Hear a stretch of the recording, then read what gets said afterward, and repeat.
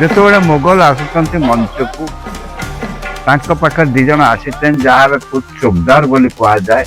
ଜଣେ ଚୋକଦାର କହୁଛି ବିସ୍ମିଲ୍ଲା, बिस्मिल्लाह बिस्मिल्लाह बिस्मिल्लाह निर्रहमान निर्रहीम इल्लाही ଆଉ ଜଣେ କହୁଛି ଦବେ ଯାଅ ଦବକେ ଯାଅ। अगले जबान दब्बो पिछले जबान दब्बो ମୁଁ ପିଲାବେଳୁ ନାଟକ ପ୍ରତି ମୋର ଗୋଟେ ଦୁର୍ବଳତା ଆଉ। ପିଲା ବେଳୁ ତାପରେ ମୋଗଲ ତାମସା ଧରିଲି।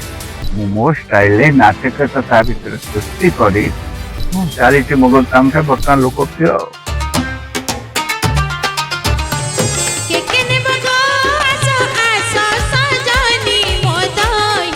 ମୁଁ କେବଳ ଗୋଟିଏ ନାରୀଟେ ଶାଢ଼ୀଟେ ପିନ୍ଧି ଛିଡ଼ା ହେଇ ତାକୁ ଯଦି ଆମେ ଗହଣା ଟିକେ ସଜେଇଦବା ସେ ସୁନ୍ଦର ଲାଗେ। ମୁଁ ସେଇ ଗହଣା ସଜେଇଛି। ମୁଁ ଫୁଲ ବାଲି ନା ମୋର ଚମ୍ପା କଲି।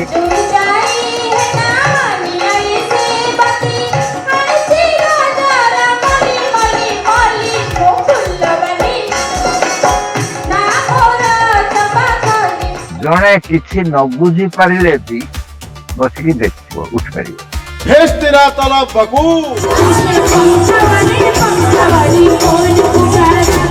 ମୋଗଲ ତାମସାର ନାଚ ଗୀତ ଅଭିନୟ ଷ୍ଟାଇଲ ସବୁ ସ୍ୱତନ୍ତ୍ର। କୌଣସି ଲୋକଟା ନାଟକରେ ନାହିଁ। Never seen such a drama for 5 language are used. Farsi, Urdu, Hindi, Bangla, Odia. ଯାତ୍ରା ବି ଯୋଉ ଯାତ୍ରାକୁ ଯାଇଛି ସେ ଯୋଉ ନାଟକ କରିଛି ସେ ହିଟ୍ ହେଇଛି। ନାଟକ ବେଳେ ବେଳେ ଆପଣଙ୍କୁ ଧୋକା ଦେଇନି? ନା, ମୁଁ 1958 ମସିହାରୁ ଆଜି ପର୍ଯ୍ୟନ୍ତ ନାଟକ କରୁଛି। ଦିଲ୍ଲୀର କଲଚରାଲ ଡିପାର୍ଟମେଣ୍ଟ ମତେ ନାଟ୍ୟଗୁରୁ ଉପାଧି ଦେଇକି ମତେ ଶାନ୍ତିନିକେତନରେ ସମ୍ବର୍ଦ୍ଧିତ କରିଛି। ସଙ୍ଗୀତ ନାଟକ ଏକାଡେମୀ ପୁରସ୍କାର 2008ରେ ପାଇଛି।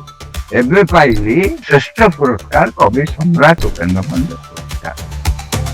ସରକାର ଯେ ବିଶେଷ କିଛି ଆମକୁ ଦଉଛି ସେଟା ସାହାଯ୍ୟ କରୁଛି ଠିକ ବିଲକୁଲ ନୁହେଁ। ଗ୍ରାଣ୍ଟିନେ କାଗଜ କଲମରେ ଖାତାରେ ଖାଲି ଚାଲିଛି, ଫାଇଲରେ ଚାଲିଛି ଅନୁଷ୍ଠାନ। ତାଙ୍କୁ ଗ୍ରାଣ୍ଟିନେ ଲକ୍ଷ ଟଙ୍କା ଦେଉଛନ୍ତି, ଆମକୁ 20% କଣ କହିବୁ? ମୋ ସ୍କ୍ରିପ୍ଟ ମୋ ପାଖରେ ଆଉ ପ୍ରିଣ୍ଟ କାହିଁକି କରିବ କଣ ଦରକାର? ମୁଁ ଚାଲିଗଲା ପରେ କିଏ କଣ କରିବ ନ କରିବ ଦରକାର। ଗୋଟିଏ ଅସୁବିଧା ଯେ ମୋ ସାଙ୍ଗ ସବୁ ପ୍ରମୋସନ ପାଇଁ ପାଇ ଚାଲିଗଲେ, ପରୀକ୍ଷା ପରୀକ୍ଷା ଦେଇ ମୁଁ ଚାଲୁ ନାଟକ କରିବ, ସେଟା ବି ମୋର କ୍ଷତି। ଫାଇନାନ୍ସିଆଲ ଦୃଷ୍ଟିରୁ 8 ମାସର ଦରମା ମୋ ରିଟାୟାର ପରେ ମିଳେ, ସେଟା ମୋର କ୍ଷତି। ମୋ ସ୍ତ୍ରୀ 7 ବର୍ଷ ହେଲା ଚାଲିଗଲାଣି। ବାପି ବଡ଼ ପୁଅ ବାପି 8 ବର୍ଷ ପଡ଼ିଛି, ତାର ଆକ୍ସିଡେଣ୍ଟ ହେଇକି ଏଇଗୁଡ଼ା ସବୁ ଦୁଃଖ ହଉଛି। ପଥର ଉପରେ ମଥା ପିଟିଲେ ରକ୍ତ ସିନା ବାହାରିବ ମୁଣ୍ଡରୁ, ଗୋପାଳ ଲିଖନ ଫେକି ବଦଳେଇ ପାରିବ। ପ୍ରେମ କରୁଛନ୍ତି? କଳା ଲାଇନ ଲୋକ ସେଟା ଆସିବ, ସେ ଆସେ ଭାବପ୍ରବଣତା ଭାବର ଆଦାନ ପ୍ରଦାନ ଫିନିଶ। ସାର୍ କେବେ କାନ୍ଦି ନାହାନ୍ତି? ହଁ, କେବେ କାନ୍ଦି ନାହାନ୍ତି ଆପଣ? ବହୁତ ବାର କାନ୍ଦିଛି, କିନ୍ତୁ ମୋ କାନ୍ଦ କେହି ଦେଖେ ନା। ମୁଁ କହିଦେଲେ କଣ ହବ, ପ୍ରକାଶ କରିଦେଲେ କଣ ହବ? ମୋ ଦୁଃଖ ମୋ ପାଖରେ। ଈଶ୍ୱର ବିଶ୍ୱାସ କରନ୍ତି ଆପଣ? ନା, ଭଗବାନ କଣ ଠାକୁର କଣ ସବୁଆଡେ ଅଛନ୍ତି? ଅନେକ ସମୟ ଭାବେ ରାମ ବୋଲି କେହି ଆସିନଥିଲେ, ବାଲ୍ମୀକିଙ୍କ ସୃଷ୍ଟି। ଅନେକ ସମୟ ଭାବେ ବାସୁଦେବଙ୍କ ସୃଷ୍ଟି ମହାଭାରତ। ଆପଣମାନେ ଚିନ୍ତା କରନ୍ତୁ, କାହିଁକି ଜଗନ୍ନାଥ ମୂର୍ତ୍ତି କାଷ୍ଠରେ ତିଆରି ହେଉଛି? ସେଟା ଚିନ୍ତା କରନ୍ତୁ, ତା ଉତ୍ତର ପାଇଲି। ଗାନ୍ଧୀ ବୋଲି ଜଣେ କେହି ଆସିଥିଲେ, ସେ ତ 200 ବର୍ଷ କେହି ବିଶ୍ୱାସ କରିବେନି। ଭାରତୀୟ ଡାକ ବିଭାଗରୁ ଜଣେ ସୁଦକ୍ଷ ଅଧିକାରୀ, ଇଏ ହଉଛି ତାଙ୍କର ପେଶା, କିନ୍ତୁ ନିଶା ହଉଛି ନାଟକ। ବହୁ ମଞ୍ଚ ନାଟକରେ ଯାହାଙ୍କ କାରିଗରୀ କଳାକାର ମାନଙ୍କ ଦ୍ୱାରା ପ୍ରସ୍ଫୁଟିତ ହେଇଛି, ଦର୍ଶକଙ୍କୁ ବିଭୋର କରିଛି ଏବଂ ବହୁ ସମୟରେ ଚର୍ଚ୍ଚା ଆଲୋଚନା ବି ହେଇଛି କିଏ ଏ ନାଟକର ନିର୍ଦ୍ଦେଶକ। ବିଶେଷ କରି ଭଦ୍ରକରୁ ଯେଉଁ ଲୋକନାଟ୍ୟ ଯାହା ଜାତୀୟ ଅନ୍ତର୍ଜାତୀୟ ସ୍ତରରେ ବେଶ ଆଦୃତ, ତାର ଯଦି କିଏ ପିତାମହ ବୋଲି ଖୋଜାଯାଏ, ତାର ଯଦି କିଏ ସ୍ରଷ୍ଟା, ତାର ଯଦି କିଏ ଦିଗଦ୍ରଷ୍ଟା, ମୋଗଲ ତାମସା ପରି ଲୋକନାଟକକୁ ଯଦି କିଏ ଲୋକଙ୍କ ପାଖରେ ପହଞ୍ଚେଇବାରେ, ଲୋକଙ୍କୁ ଆନନ୍ଦିତ କରିବାରେ, ଲୋକଙ୍କୁ ନାଟକ ଉପଭୋଗ କରିବାର ମଜା ଦେବାରେ ସମର୍ଥ ହୋଇଥାନ୍ତି। ସେ ହେଉଛନ୍ତି ନାଟ୍ୟ ନିର୍ଦ୍ଦେଶକ ବାଦଲ ସିକଦାର। ଆସନ୍ତୁ ତାଙ୍କ ସହ କଥା ହେବା।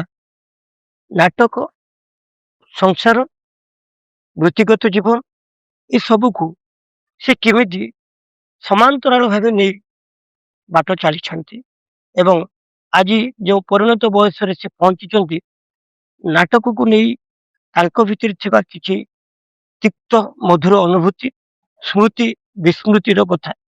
ସାର୍ ନମସ୍କାର। ନମସ୍କାର। ନାଟକ ଆପଣଙ୍କ ପାଇଁ କଣ, ଭେକ ନା ଭୋକ? ଭେକ ନୁହେଁ, ଭୋକ। ମୁଁ ପିଲାବେଳୁ ନାଟକ ପ୍ରତି ମୋର ଗୋଟେ ଦୁର୍ବଳତା। ପିଲା ବେଳୁ ଫିଦର ସ୍କୁଲରେ ପଢିଲା ବେଳୁ, ମାନେ ପ୍ରାଇମେରୀ ପଢିଲା ବେଳୁ ବି ମୁଁ ନାଟକ କରେ। ଯାହା ଦେଖେ ଯାତ୍ରା ଫାତ୍ରା କୋଉଠି କଣ କିଛି ହେଲା, ଆମ ଏଇ ବାଡିରେ ଛୁଆ କେତେ ଜଣଙ୍କୁ ଧରିଲେ ଆସନ୍ତି, ସେ ନାଟକ ହୁଅନ୍ତି, ମୁଁ ସେଠି ନିର୍ଦ୍ଦେଶକ। ହାଣ୍ଡି କଳାରେ ମୁହଁ ସବୁ ରଙ୍ଗୀନ କରାଯାଏ, ଆଉ ବଟା ମାନେ ଫାଳିଆ ଫାଳିଆ ଇଏ ଗଛ ଇଏରେ ଖଣ୍ଡା ହୁଏ, ଧନୁସର ହୁଏ, ଏମିତି ସବୁ ଆଉ କଣ। ଆଉ ତା ଛଡା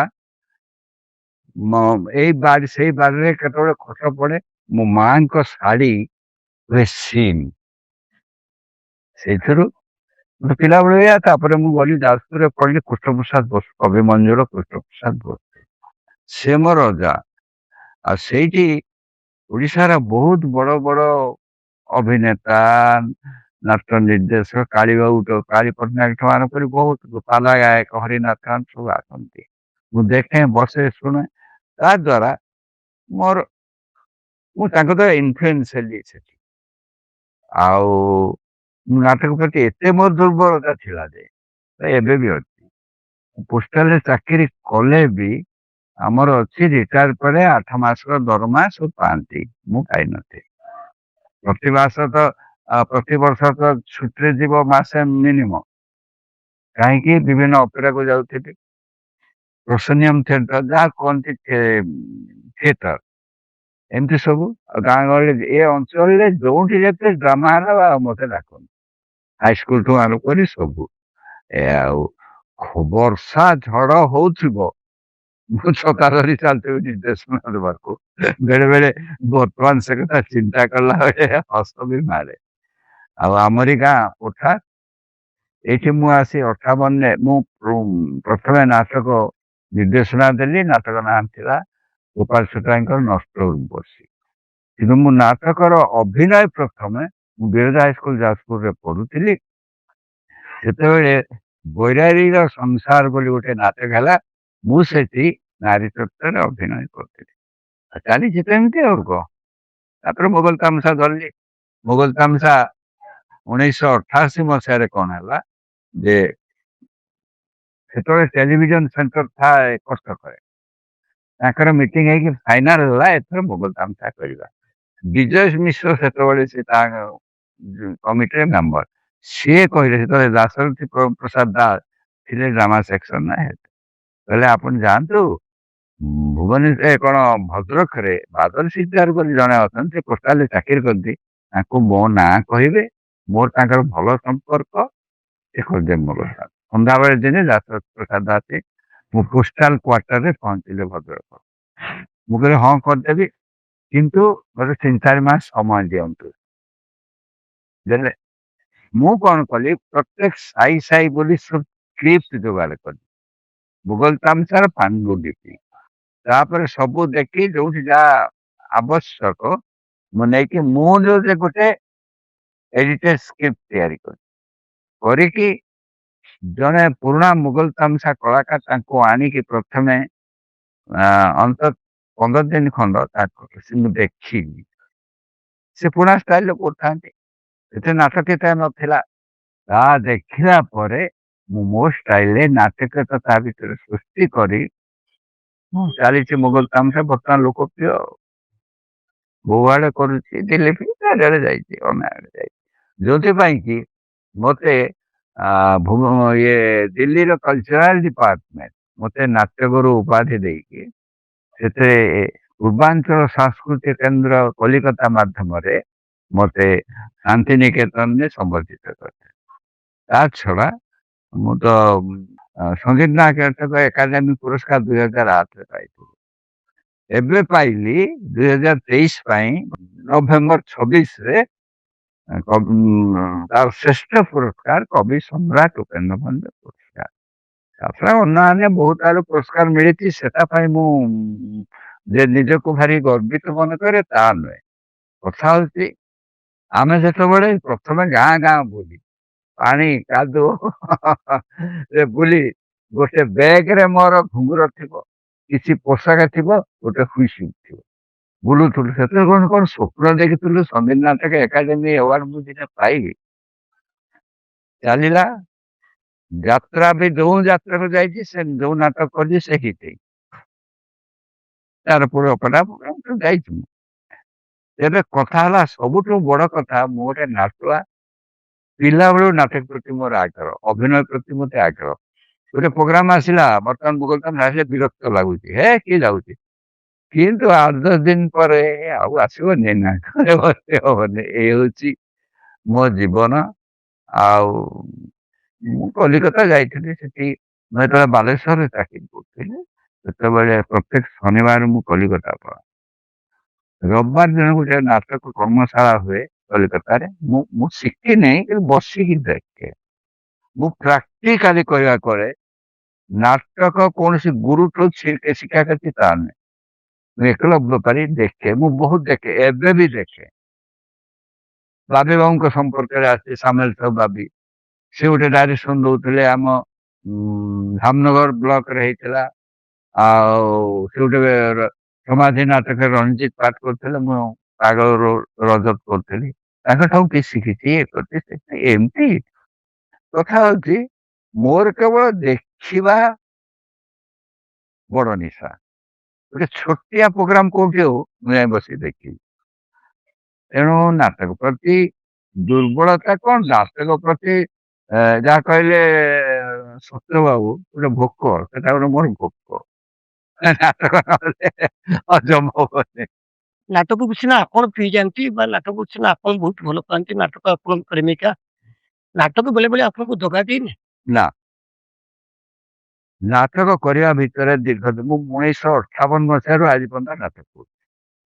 ବହୁ ଜାଗାରେ ବିଭିନ୍ନ ସମସ୍ୟା ଆସେ, କୋଉଠି କିଏ କେତେ ମତେ ସେ ଆର୍ଟିଷ୍ଟ ବି ସମାଲୋଚନା କରିଦେବେ, କିନ୍ତୁ ମୁଁ ସେଗୁଡାକୁ ଚିନ୍ତା ବି କରିନା। ଇଏ ମତେ ଏକଲା କଲା, ମୁଁ ତ ଯିବା ବାଟରେ ଯିବି, ଚାଲିକି ଯିବି ଭଦ୍ରକ, ବାଟରେ କୋଉଠି ରାସ୍ତାରେ କଣ୍ଟା ପଡିଲା ହয়তো ଗୋଡ ଟିକେ ଫୁଟିଯିବ, କିଏ ହୁଏତ ସେ ଢେଲାଟେ ମାରିଦେବ, ଛୁଆଟେ ଏଇଟା କିଏ ଯାଉଛି ମାରୁ।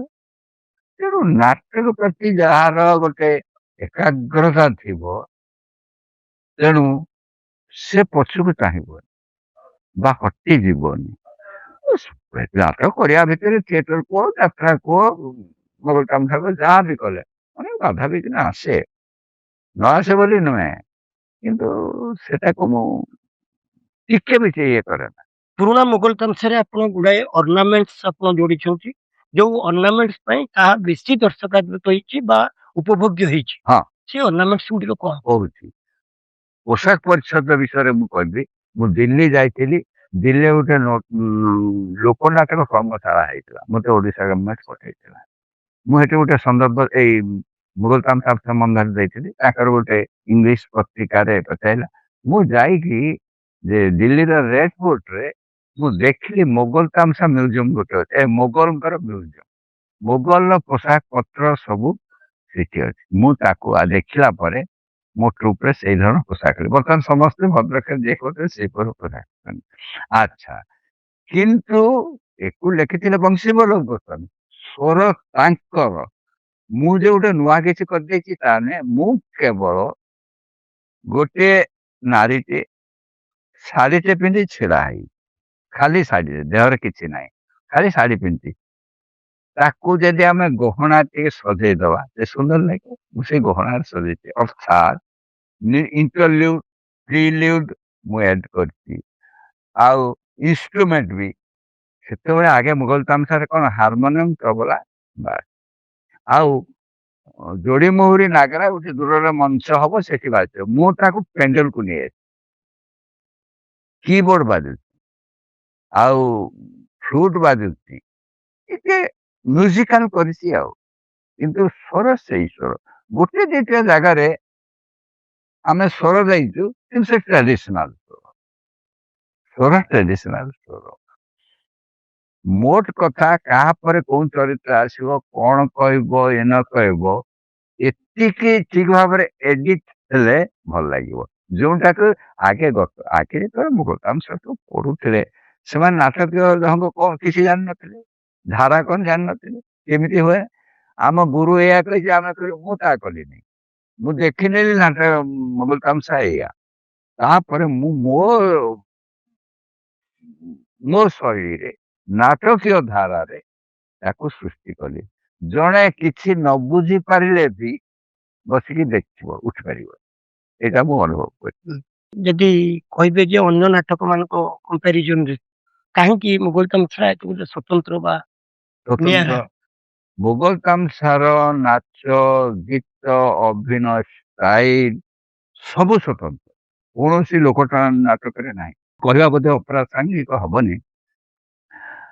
ମ୍ୟୁଜିୟମରେ, ଭୁବନେଶ୍ୱର ମ୍ୟୁଜିୟମରେ ଗୋଟେ ତାଙ୍କର ଇଣ୍ଟରନ୍ୟାସନାଲ କଣ ଗୋଟେ ହେଇଥିଲା ଡିସ୍କସନ। ପ୍ରଥମ ରାତି କଲେ ଗୋଟି ପୁଅ, ଦ୍ୱିତୀୟ ରାତି ଆମକୁ ଡାକିଲେ, ମୁଗଲ ତାମସା ଆମେ କଲୁ। ଜଣେ ଇଂରେଜ ଭଦ୍ରମଳା ବୟସ୍କା, mister director, I have never seen such a drama for 5 language as YouTube. 5ଟା ଭାଷା ଏଥିରେ ବ୍ୟବହାର କରାଯାଇଛି, ଆପଣମାନେ ସବୁ ଜାଣିଥିବେ। ପାର୍ସି, ଉର୍ଦ୍ଦୁ, ହିନ୍ଦୀ, ବଙ୍ଗଳା, ଓଡ଼ିଆ। ଆଉ ସେ କହିଲେ ପ୍ଲିଜ କମ୍ ୱିଥ୍ ମି। ସେ କହିଲେ ମୋ ସାଙ୍ଗରେ ଚାଲନ୍ତୁ, ଆଉ ମୁଁ ଆପଣଙ୍କ ସବୁ ଖର୍ଚ୍ଚ ବହନ କରିବି, ସବୁ ଏ କରିବି। ଲଣ୍ଡନରେ ଗୋଟେ ମୁଗଲ ତାମସା ଟ୍ରୁପ୍ କଲା, ମୁଁ ଗଲିନି। କାହିଁକି ନା ମୁଁ ସବୁବେଳେ ଚାହେଁ ଭଦ୍ରକର ନା, ମୁଗଲ ତାମସା ଭଦ୍ରକର। ମୋ ଟ୍ରୁପ୍ ଅଛି। ଏମିତି କି ଗଭର୍ଣ୍ଣମେଣ୍ଟ ଅଫ ଓଡିଶା ବି ଚାହୁଁଥିଲା, ବହୁତ ଦିନ ତଳର କଥା ମୁଁ କହୁଛି, ସେମାନେ ସଙ୍ଗୀତ ମହାବିଦ୍ୟାଳୟରେ ଯାଇକି ମୁଁ ଗୋଟେ ମୁଗଲ ତାମସା ଟ୍ରୁପ୍ କରେ, ମୁଁ ମନା କରେ। ଏଇତ କଥା ଆଉ କଣ। କେବଳ ମୁଗଲ ତାମସା ନୁହେଁ, ଯାତ୍ରାରେ ବହୁତ କାମ କରିଛି। ସବୁ ମୋର ଯାତ୍ରା ଏକଦମ ସକ୍ସେସଫୁଲ। ଥିଏଟରରେ ପ୍ରସନ୍ନ ମଞ୍ଚ ଯୋଉଟା, ସମସ୍ତେ ଯଦି ବାଦଲ ସିଂହାର ଆସିବା ମାନେ ସେ ନାଟକଟି ବଢିଆ ହବ। ସବୁ ରକମ ସଜେଇଥାଏ। ମୁଁ ତତେ ଆଜି ଗୋଟେ ବହି ଦେବି, ତାକୁ ଦେଖିଲେ ସବୁ ଜାଣିପାରିବି। ଜିନିଷ ହଉଛି, ଦିନ ବଢୁଛି, ମୋର ବୟସ ବଢୁଛି, କିନ୍ତୁ ମୋର ଚିନ୍ତାଧାରା କମିନି। ୟା ପରେ ଏଟା କଣ ହବା ଉଚିତ, ୟା ପରେ ମୋ ବୟସ୍କର ବହୁ ଲୋକ ବସି ଯାଇଛନ୍ତି, ମୁଁ ବସିନି। କାରଣ ହଉଛି, ମୁଁ ଟିଭି ଯୋଉ ମୋବାଇଲ ଦେଖିବା ମାନେ ଟିକେ ଦେଖିଦେଲି, ମୁଁ ନାଟକ ଦେଖେ। ବେଶୀ ମୁଁ ଟିକେ ବଙ୍ଗଳା ନାଟକ ଦେଖେ, ଯୋଉଠି ଭଲ ଭଲ ନାଟକ, ତେଣୁ ନାଟକ ନୁହେଁ। ତେଣୁ କିଛି ଦେଖିବା, କିଛି ଗ୍ରହଣ କରିବା, କିଛି ଶିଖିବା, କିଛି ଶିଖେଇବା, ଏଇଟା ହେଲା ମୋର ଇଚ୍ଛା, ମୋର ଆକାଂକ୍ଷା, ମୋର ସ୍ୱପ୍ନ।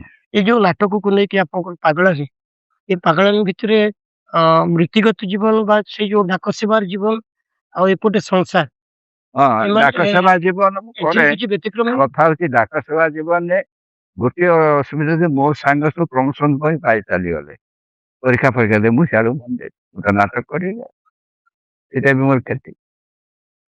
ଫାଇନାନ୍ସିଆଲ ଦୃଷ୍ଟିରୁ 8 ମାସ ଦରମା ମୋ ରିଟାୟାର ପରେ ମିଳେ, ସେଟା ମୋର କ୍ଷତି। ଆଉ କିନ୍ତୁ ଲୋକପ୍ରିୟତା ଥିଲା ଆମ ଡିପାର୍ଟମେଣ୍ଟରେ ବି, କିନ୍ତୁ ସେ ଦିଗରେ ପୋଷ୍ଟାଲରେ ମୁଁ ଗୋଟେ ଅଫସର ହେବି, ସେଟା ହେଇପାରିଲିନି କେବଳ ଏଇଥିପାଇଁ। ସେଥିପାଇଁ ମୋର ଟିକେ ଅଫସୋସ ବି ନାହିଁ।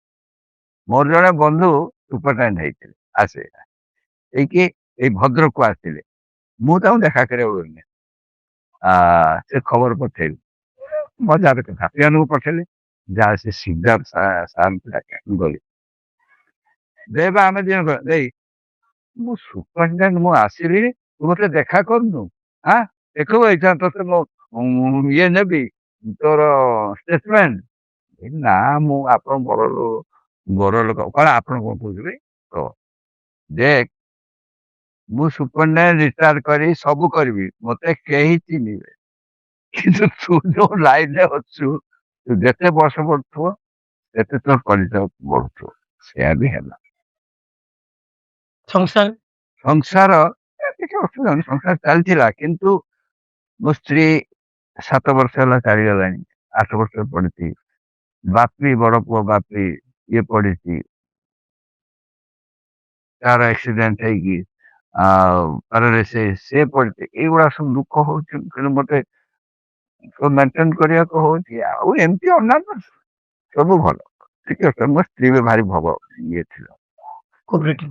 ସେ ଦାୟିତ୍ୱ ସେ ବୁଝୁଥିଲା ସିଏ ଗଲା ପରେ ମତେ ସବୁ ଦାୟିତ୍ୱ ବୁଝିବାକୁ ସେଠି ହବ ସଂସାର କଲେ ସେ ହବ ତାପରେ ଗୋଟେ କଥା ମନେ ରଖନ୍ତୁ ବା ମୋର ଧାରଣା ଅମର ଖ୍ୟାମ ଲେଖିଥିଲେ ତାର ଓଡିଆ ଯେ ପଥର ଉପରେ ମଛା ପିଟିଲେ ରକ୍ତ ସିନା ବାହାରିବ ମୁଣ୍ଡରୁ କପାଳ ଲିଖନ କେହି ବଦଳେଇ ପାରିବ ଯାହା ଯେତେବେଳେ ହଉଛ ସେଗୁଡାକୁ ଏତେ ସିରିୟସଲି ଭାବା ଉଚିତ ମୋର ଏତେ ଦୁଃଖ ମତ ନା ଭାବା ଉଚିତ ନୁହେଁ କିଛି ଅସୁବିଧା ଆସିଛନ୍ତି ଆମ ସାହିର ଏଇସବୁ ପିଲା ଗୁଡିକ ଆମ ସାହିର ସବୁବେଳେ ଆସନ୍ତି ଆସି ବସନ୍ତି ସାହାଯ୍ୟ ମାନେ ଇଏ କରନ୍ତି ମୁଁ ଡାକିଦେବା ମାନେ ଯେତେ ଏଇସବୁ ଜିନିଷ ଚାଲିଛି ଏମିତି ମତେ ଏଠି ଭଲ ଲାଗୁଛି ଭଦ୍ରକରେ ଗୋଟେ ଘର ବି ଅଛି ସେ ପଡିଛି ସେମିତି କିନ୍ତୁ ଏଠି ଏତେ ଭଲ ଲାଗୁଛି ଆଉ ଟିକେ ପରେ 7:30 ମୁଁ ବାହାରେ ବସିଯାଏ ଇଏ ଯାଉଛି ସେ ଯାଉଛି କିଏ ଆସି ଦେଖା କରୁଛି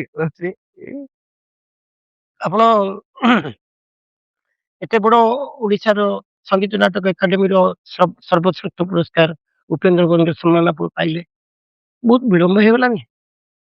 ମୁଁ ବିଳମ୍ବ କାହିଁ କରିବା ମୋ ସମୟ ଆସିଲା ହେଲା ଅନେକ ମତେ କହନ୍ତି ବହୁତ ବିଳମ୍ବ ହେଇଗଲା ବିଳମ୍ବ କଣ ଯେତେବେଳେ ଯାହା ଆସିବାର ହବ ମୋଠୁ ଆହୁରି ଗୁଣୀ ଲୋକ ଥିଲେ ଯୋଉମାନେ ପାଇଛନ୍ତି ଏବେ ବି ମୋ ଠାରୁ ଗୁଣୀ ଲୋକ ବି ଅଛନ୍ତି ସତ କଥା କହିଗଲେ ତେଣୁ ଏଟାକୁ ବିଳମ୍ବ କୁହାଯାଇପାରେ ନା ସେ ପାଣି ଗଡି ଗଡି ଗଡି ଗଡି ଗଡି ଯାଉଛି ସେ ସିନା କୋଉଠି ଗୋଟେ ନାଳ ପାଇଲେ ସିଆଡକୁ ଯିବ ସେଇ ରକମ କଥା ତେଣୁ ବିଳମ୍ବ ଆପଣ ମାନେ ଜଣେ ସାମ୍ବାଦିକ କହିବେ ଏଟା ବିଳମ୍ବ ହେଇଗଲା ବାହାର ଲୋକ ଅନ୍ୟ ବହୁତ ଲୋକ ଅଛନ୍ତି ବିଳମ୍ବ ମୁଁ ସେଟା ଅନୁଭବ କରୁଛି ଯେତେବେଳେ ଯାହା ହବାର କଥା ହେଲା ନାଇଁ ଆପଣ ସିନା ମୋଗଲ ତାମସାକୁ ନେଇକି ବହୁତ ହୁଁ।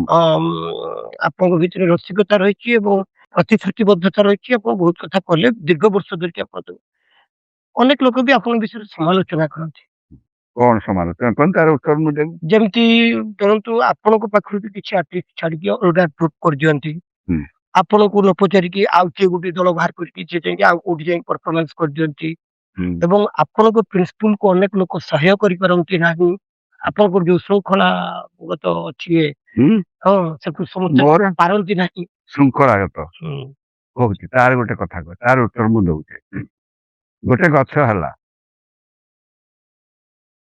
ମନେକର କଦଳୀ ଗଛଟେ ଲଗେଇଲେ ଗୋଟିଏ ଗଛ ରହୁଛି ତା ପାଖେ ସବୁ ଗଛ ହଉନି ନା ସେଇଟା ବେଶୀ ଗୌରବ କଥା ହଉଛି ମୋଗଲ ଶାନ୍ତା ଭଲ ଭାବେ ପ୍ରଚାରିତ ହଉ ମୁଁ ଏକୁଟିଆ କଣ ମୁଁ ଗୋଟେ ଟ୍ରୁପ ପାରିବ ଆଉ ଯୋଉମାନେ କରିଛନ୍ତି ମୋର ଛାତ୍ର ସବୁ ମୋର ଛାତ୍ର ଏଇଠୁ ଶିଖିକି ଯାଇଛନ୍ତି ସେଥିପାଇଁ ମୋର ଟିକେ ଦୁଃଖ ନାହିଁ ମୁଁ ଆନନ୍ଦିତ କରନ୍ତୁ ସେ କରନ୍ତୁ ଆଉ ମୋର ଟିକେ ଆଉ ଏଇ ଯୋଉ ଠିକ କଥା ମୋ ଟ୍ରୁପର ଭାରି ପ୍ରିନ୍ସିପଲ ଅଲଗା ଷ୍ଟ୍ରିକ୍ଟ ପ୍ରିନ୍ସିପଲ ଷ୍ଟ୍ରିକ୍ଟ ମାନେ ମାରଧର ନୁହେଁ ସେ ଜାଣନ୍ତି ଏ କଥା କଲେ ସାର୍ ବିରକ୍ତ ହେବେ ସାର୍ ରାଗିବେ ଆଉ କିନ୍ତୁ ଅନ୍ୟ ଟ୍ରୁପରେ ସମାଲୋଚନା କରନ୍ତି ଯୋଉ ମୋ ଟ୍ରୁପରେ ଯୋଉ ଶୃଙ୍ଖଳାଟି ଅଛି କୋଉଠି ନାହିଁ ଆଉ ମୋ ଟ୍ରୁପରେ ଏତେ ରେପୁଟେଡ୍ ଆର୍ଟିଷ୍ଟ ଅଛନ୍ତି ସିଙ୍ଗରଠୁ ଆରମ୍ଭ କରି ଇଏ କୁହନ୍ତି ଅନ୍ୟ ଟ୍ରୁପରେ ନାହିଁ କହିଲେ ଚଳେ ମୁଁ ସମାଲୋଚନା କରୁନି ଏଇଟା ସତ କଥା ସେଟା ଆପଣ ଯେମିତି ମୋଗଲ ତାମସା ୟା ପରେ ଆପଣଙ୍କ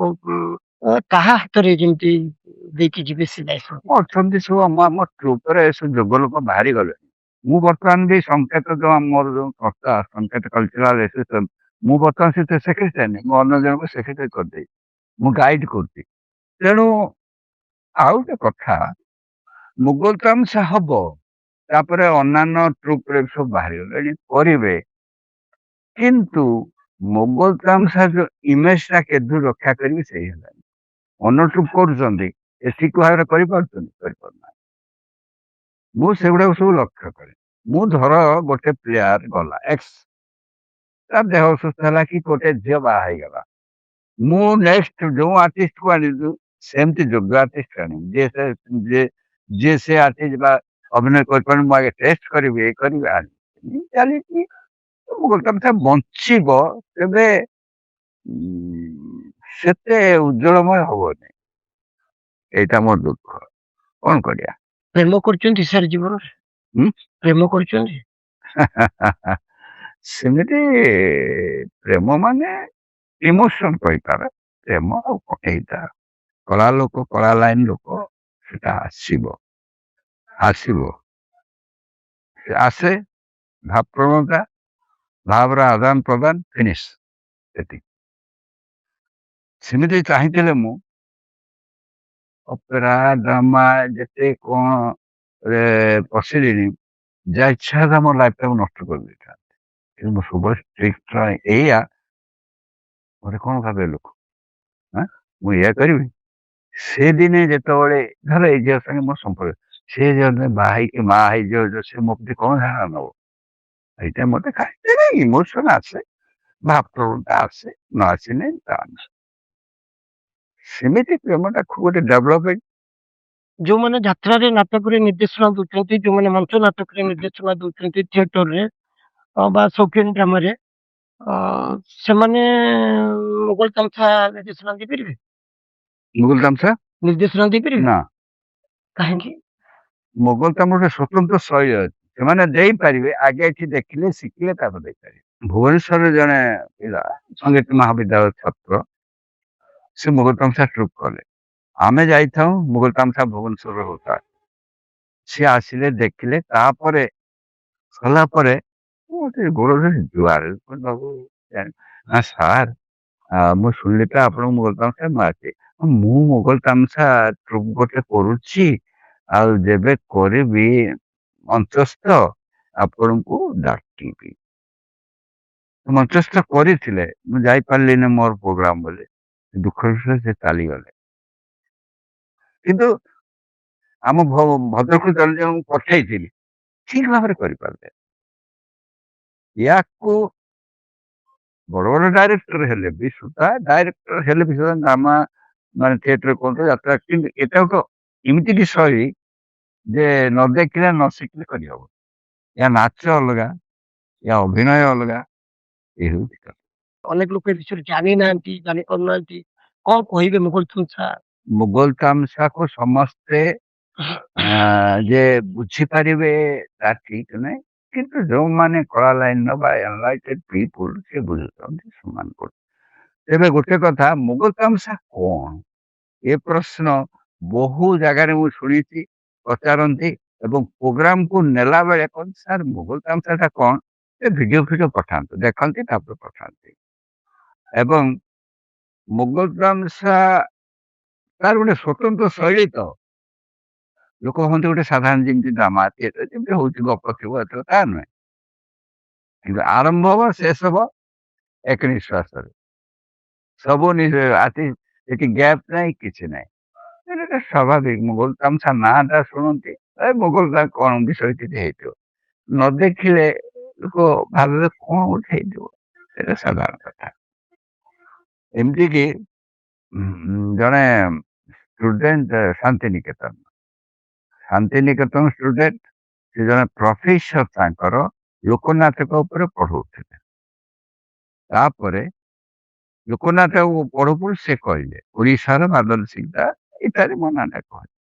ସିଏ କଣ କଲେ, ଏଠି ଅଭୟ ଦ୍ୱିବେଦୀକୁ ତାଙ୍କର କେମିତି ଜଣାଶୁଣା ଫୋନ କଲେ, ଯେ ଏମିତି ବାଦଲ ସିକଦାରକୁ ଆପଣ ଜାଣନ୍ତି କି?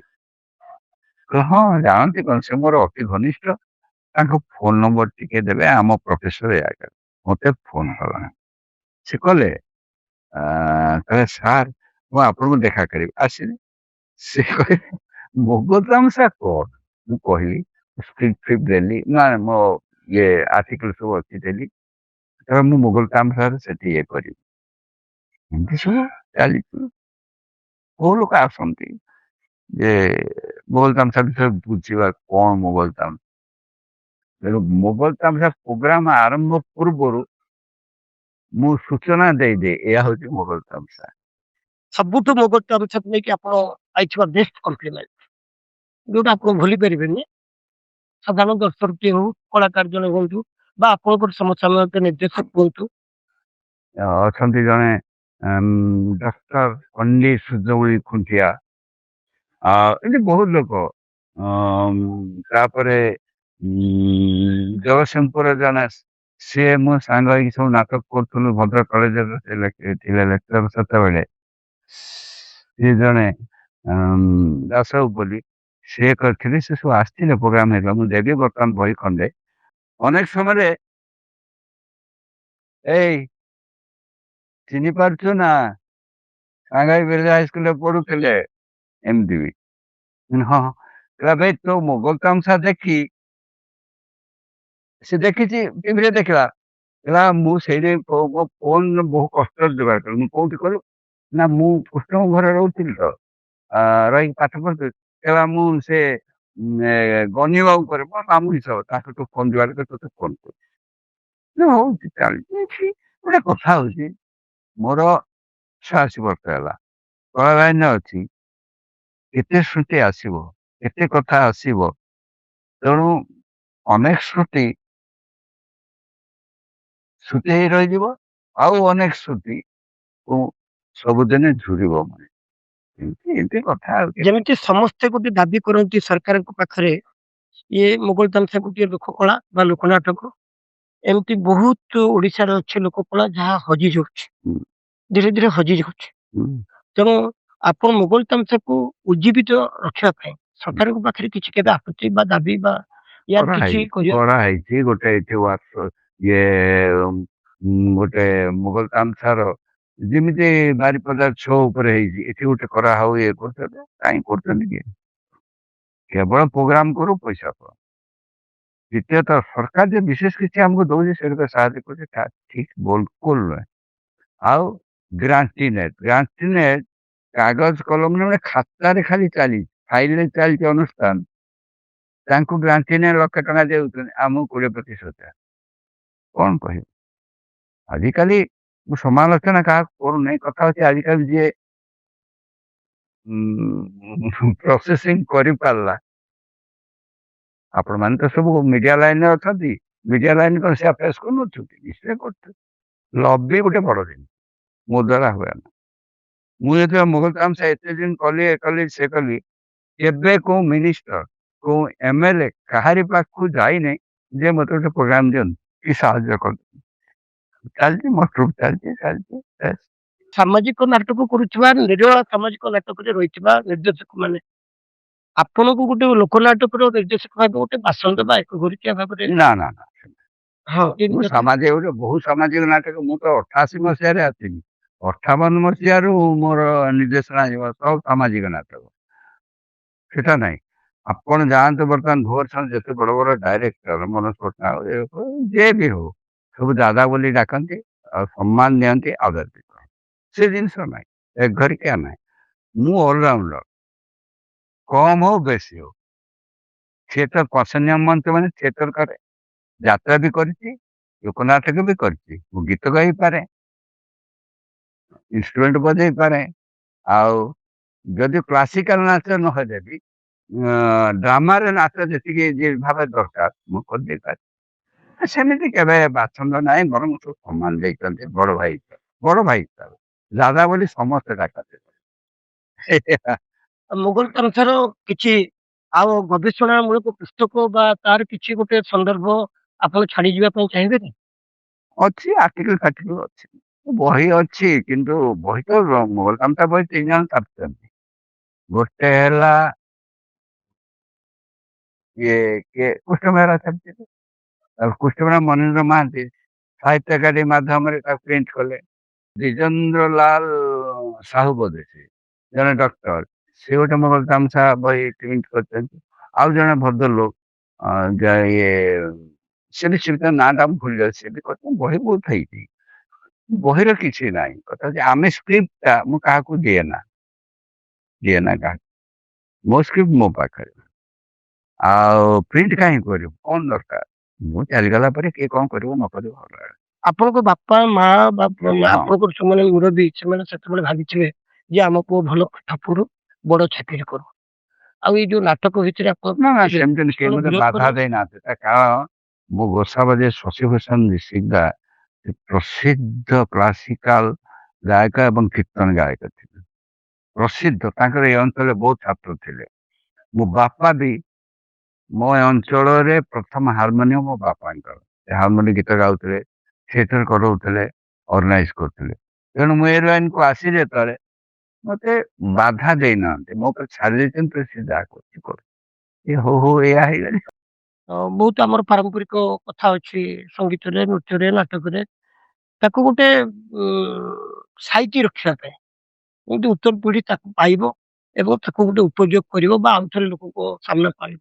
ଆପଣ ମୋଗଲ ତାମସା ପାଇଁ ସେମିତି ଆର୍କାଇଭ ରେ ରଖିଲା ଭଳିଆ କିଛି ଗୋଟେ? ଆଚ୍ଛା, ମୋ ପାଖରେ ଯଦିଓ ନାହିଁ, କିନ୍ତୁ ଇଷ୍ଟର୍ଣ୍ଣ ଜୋରିଲାଲ କଲ୍ଚରାଲ ସେଣ୍ଟର କୋଲକାତା ସିଏ ରେକର୍ଡିଂ କରି ମୋର ଆମ ଟ୍ରୁପର ମୋର ଏଠୁ ନେଇକି ସେ ରଖିଛି।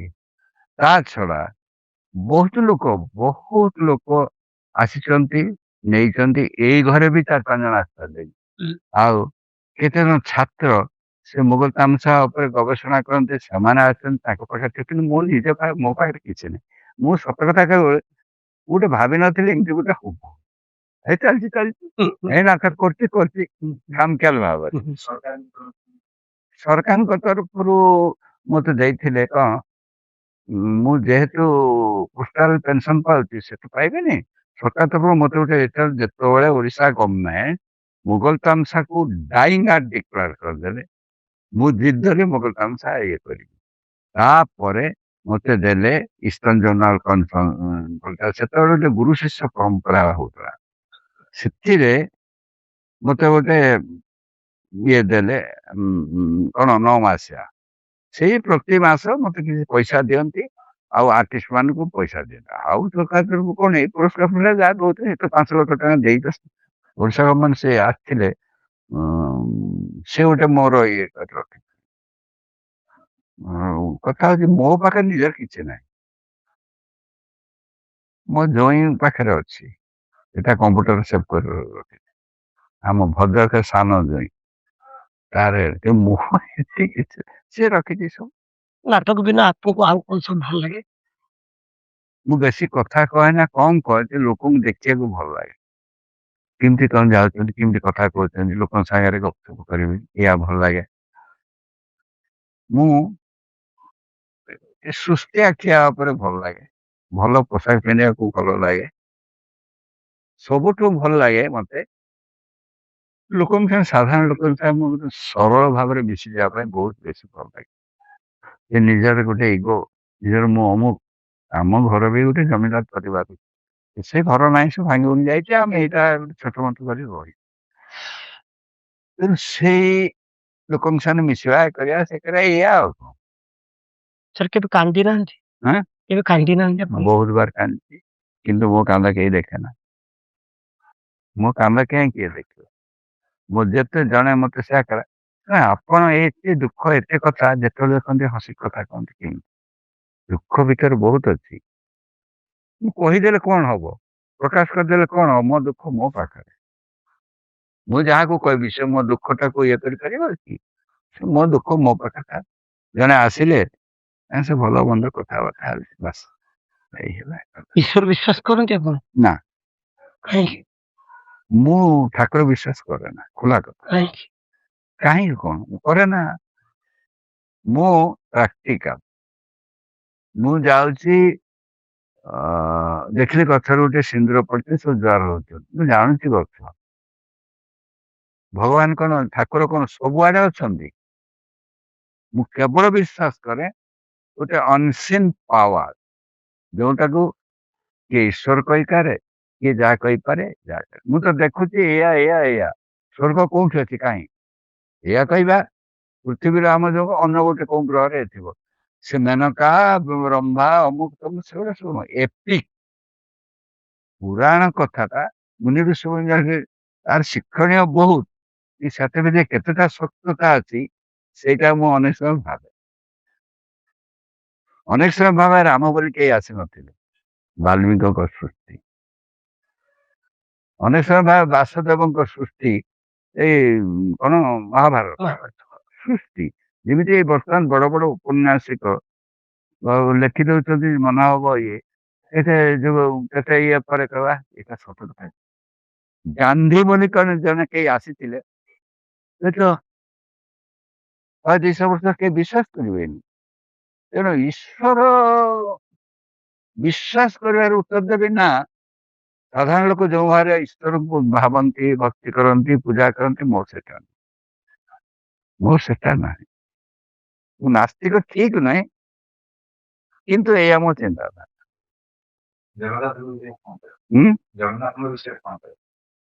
ଜଗନ୍ନାଥ ବିଷୟରେ ମୋର କହିବା କିଛି ଉଚିତ ହବ ନାହିଁ। ମୋ ଚିନ୍ତାଧାରା ମୋ ପାଠଟାକୁ କ୍ଷମା କରିବେ। ବହୁ ଲୋକ ଆସୁଛନ୍ତି, ବହୁ ବଡ ବଡ ଲୋକ ଆସୁଛନ୍ତି। ଜଗନ୍ନାଥର ମୋଟ ସୃଷ୍ଟି ଆପଣ ମାନେ ଚିନ୍ତା କରନ୍ତୁ, କାହିଁକି ଜଗନ୍ନାଥ ଗୋଟେ କାଷ୍ଠରେ ତିଆରି ହଉଛି, ସେଟା ଚିନ୍ତା କରନ୍ତୁ, ତା ଉତ୍ତର ପାଇଯିବେ। ମତେ ବହୁତ ଭଲ ଗୋଟେ ସାଙ୍ଗ। ସାଙ୍ଗର ଭଲ ଗୁଣ କଣ?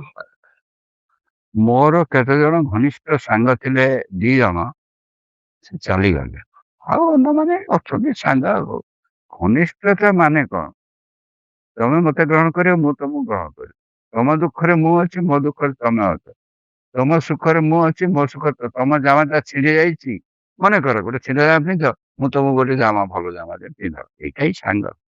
ଆପଣ ସେ କେବଳ କଣ ନାଟକ କରନ୍ତି? ଆପଣ ରାଜ୍ୟ ବା ଦେଶର ରାଜନୀତିକୁ ନେଇକି ନା ରାଜନୀତି, କେବେ ଆପଣ ଇଏ ନା serious ନା ନା ନୁହନ୍ତି? ନା ନା ନା ରାଜନୀତି ଉପରେ ସିରିୟସ ନୁହେଁ। ତାପରେ ବର୍ତ୍ତମାନ ଯୋଉ ରାଜନୀତି ତା ଉପରେ ମୋର ବିତୃଷ୍ଣା ଭାବ, ଖୋଲା କଥା। ସେ ଯୁଗ ନାହିଁ। ଆଗେ ସେ ସୁରେନ୍ଦ୍ର ମହାନ୍ତିଙ୍କର ସେ ଯୋଉ ସେ ଗପ ନା ଅନ୍ଧ ଦିଗନ୍ତ ବୋଧେ, ହୁଁ, ହୁଁ। ସେ ଗୋଟେ ଚମାର ଚାଲିଗଲା, ଛାତି ପକେଇ ଦେଲା ଗୁଳି ପାଖରେ, ଇଂରେଜ ସେ ରାଜନୀତି ଯୋଉମାନେ କରୁଛନ୍ତି ସେ ଯୁଗ ନାହିଁ। ବର୍ତ୍ତମାନ ରାଜନୀତି ମାନେ ଇଟ୍ ଇଜ ଏ ପ୍ରଫେସନ ଗୋଟେ। ଆଉ କୌଣସି ମତେ କିଛି ଗୁଣ୍ଡାଗୁଣ୍ଡ କରିଦବା, ଟଙ୍କା ଯୋଗାଡ଼ କରିଦବା, ଆଉ ତାପରେ ଇଲେକ୍ସନ ବେଳେ ସାନ୍ତ୍ୱନା ଦବା, କିଛି ଆଉ କିଛି ସ୍ତ୍ରୀ ଲୋକଙ୍କୁ ସନ୍ତୁଷ୍ଟ କରିବା ପାଇଁ ଯାହା କିଛି ସବୁ ଯୋଜନା କରିବା, ଏକରା ଏଇଆ। ତେଣୁ ଏଇ ବର୍ତ୍ତମାନ ଯୋଉ ରାଜନୀତି, କଳୁଷିତ ରାଜନୀତି, ମୁଁ ତାକୁ ଘୃଣା କରେ, ଖୋଲା କଥା।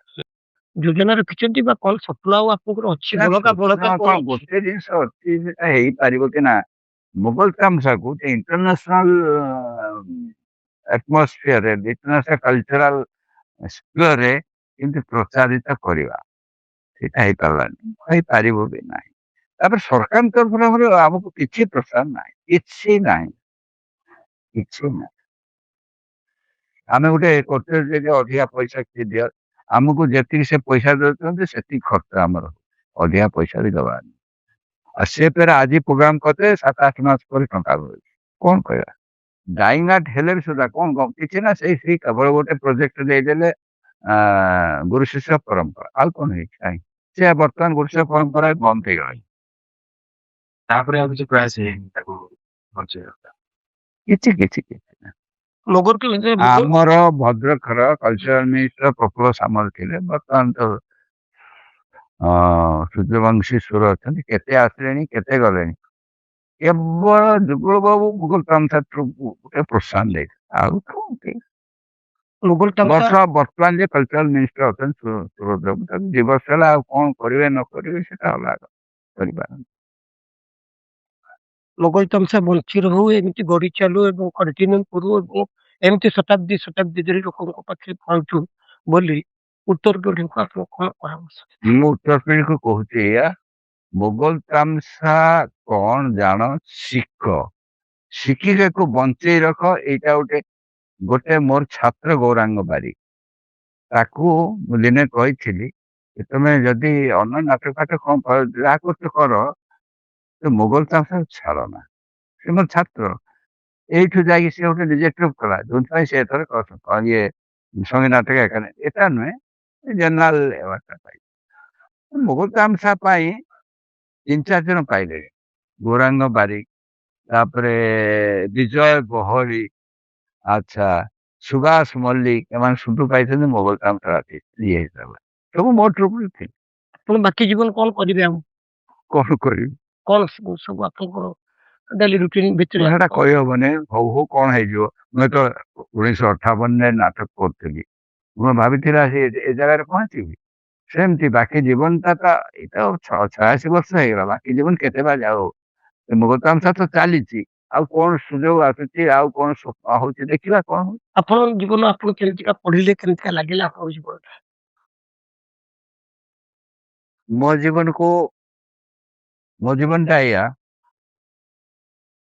ଏଇଠୁ ବସଟା ଷ୍ଟାର୍ଟ ହେଲା ରାସ୍ତାଟା ଷ୍ଟାର୍ଟ ହେଲା ସିଧା ଗଲାନି ଏଠୁ ଯାଉଛୁ ବହୁତ କର୍ଭ ହେଇକି ଗଲା ଜୀବନଟା ବହୁତ ଝଡ଼ଝଞ୍ଜା ମୋ ଜୀବନ ଚାକିରି କ୍ଷେତ୍ର ହଉ ଯୋଉଠି ହଉ କିନ୍ତୁ ସବୁ ଗୁଡାକୁ ମୁଁ ପାର କରି ଚାଲିଛି।